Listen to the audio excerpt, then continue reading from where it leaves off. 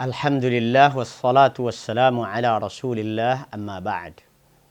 Kami ingin menjelaskan kepada para calon santri, calon orang tua santri, para donatur santri, serta para orang tua santri yang telah tergabung dalam keluarga besar pesantren Al-Ma'had. Tak lupa juga kami sampaikan penjelasan ini untuk saudara-saudaraku, kawan-kawanku seperjuangan, para ustadz dan ustadzah Al-Ma'had yang lama maupun yang baru. 10 karakter yang ingin kita cetakkan pada kepribadian santri Al-Ma'had ini membutuhkan rentang waktu yang cukup panjang. Demikian memang karena mencetak karakter berbeda dengan memintarkan anak.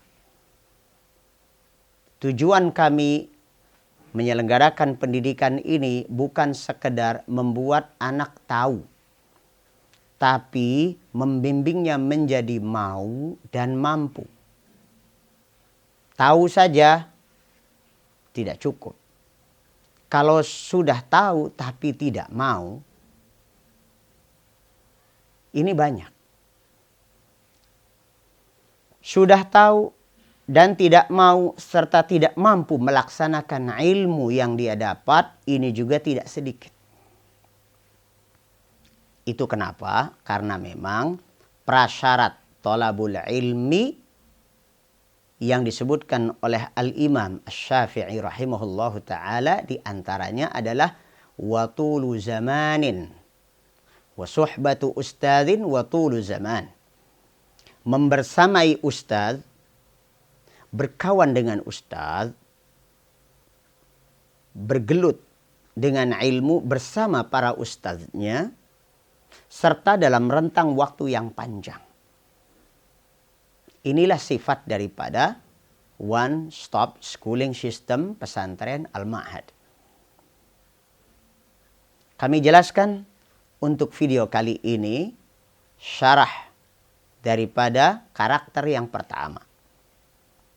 Karakter yang pertama dari 10 karakter lulusan Al-Ma'had adalah bahwa lulusan Al-Ma'had telah dicetak untuk bermanhaj salaf ahlus sunnah wal jamaah. Saya ulang, bermanhaj salaf ahlus sunnah wal jamaah. Apa itu? Bermanhaj artinya memiliki pola, memiliki cara, gaya hidup, lifestyle, membentuk lifestyle dari sisi cara berpikir, pola pikirnya, akidahnya, cara bersikapnya dalam berakhlak, dalam beribadah, dalam hubungan dengan Allah Azza wa Jalla, dalam hubungan dengan sesama manusia. Memiliki pola seperti yang pernah diajarkan oleh Nabi kita Muhammad sallallahu alaihi wasallam kepada para sahabat radhiyallahu anhum. Dipahami oleh para sahabat dan diamalkan oleh mereka, kemudian diajarkan kepada generasi tabi'in, dan berikutnya pada generasi tabi'in dan para ulama salaf berikutnya. Sehingga dengan demikian cara kita beragama, gaya hidup kita tidak terlepas dari contoh dan teladan para ulama terdahulu yang telah mendahului kita dengan berbekal petunjuk dari Allah Subhanahu wa ta'ala dan Rasulnya sallallahu alaihi wasallam. Dalam bidang ibadah misalnya, bermanhaj salaf, ahlus sunnah wal jamaah dalam bidang ibadah misalnya. Ibadah yang dimaksud adalah hubungan kita dengan Allah Subhanahu wa ta'ala, melaksanakan perintahnya dan meninggalkan larangannya. Tidak serta-merta kita beribadah kepada Allah melainkan atas dasar ilmu yang menunjukkan bahwa ibadah tersebut diperintahkan oleh Allah dan Rasul-Nya. Tidak serta-merta kita lakukan sebuah ibadah, niatnya mendekatkan diri kepada Allah Azza wa Jalla, melainkan atas dasar dalil bahwa jelas itu diperintahkan oleh Allah dan Rasul-Nya. Setelah kita tahu perintahnya, setelah kita tahu kenyataannya bahwa ibadah ini memang ada perintahnya, maka kita juga harus melaksanakannya sesuai dengan petunjuk bagaimana mestinya ibadah itu dilaksanakan. Contoh, sebuah ibadah bernama sholat. Sholat itu jelas merupakan ibadah kepada Allah Subhanahu wa ta'ala. Allah Subhanahu wa ta'ala menyatakan, wa'bud rabbaka hatta ya'tiyakal yaqin. Ibadahilah Rabbmu. Konteks ayat ini terkait dengan sholat, di mana Nabi kita Muhammad sallallahu alaihi wasallam melaksanakan sholat sampai akhir hayatnya.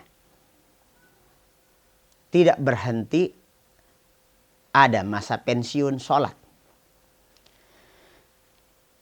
Nabi kita Muhammad sallallahu alaihi wasallam diperintahkan oleh Allah Azza wa Jalla, wa'bud rabbaka hatta ya'tiyakal yaqin.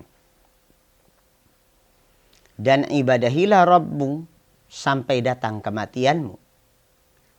Ini adalah perintah ibadah secara umum dan perintah melaksanakan sholat secara khusus sebagai sebuah ubudiyah kepada Allah Azza wa Jalla. Kita juga mendapati ayat-ayat Al-Quranul Karim, kita baca, kita paham bahwasanya Allah Azza wa Jalla memerintahkan kita untuk melaksanakan sholat. Di antaranya firman Allah Azza wa Jalla, aqimus sholah wa atuz zakah. Tegakkan sholat, tunaikan zakat. Dalam ayat yang lain Allah sebutkan wa aqimis sholata li dzikri. Dan tegakkanlah sholat untuk mengingatku. Jelas dengan adanya perintah ini berarti sholat merupakan ibadah kepada Allah Azza wa Jalla. Namun pertanyaan berikutnya, kalau orang bermanhaj salaf salih, bermanhaj ahlus sunnah wal jamaah, memiliki pola ibadah dan gaya hidup beribadah kepada Allah Azza wa Jalla sesuai dengan manhaj as-salafus salih, maka tidak cukup dengan tahu bahwasanya ibadah ini benar diperintahkan. Lebih dari itu, harus tahu juga bagaimana cara melaksanakan perintah tersebut. Maka kita tengok juga apa kata Nabi kita Muhammad sallallahu alaihi wasallam. Kata beliau tentang pelaksanaan kewajiban ibadah salat adalah sebagai berikut. Sallu kama ra'aitumuni usalli. Salatlah kalian, kerjakanlah salat dengan cara bagaimana seperti halnya kalian melihatku salat. Maka dalam hal melaksanakan salat tidak bisa hanya sekedar dengan dalil Al-Quranul Karim. Tegakkanlah salat, kemudian kita melaksanakan salat. Bagaimana gerakannya? Apa bacaannya? Kapan waktunya? Di mana tempatnya? Syarat-syarat sahnya seperti apa? Semua itu ditunjukkan oleh Nabi kita Muhammad sallallahu alaihi wasallam.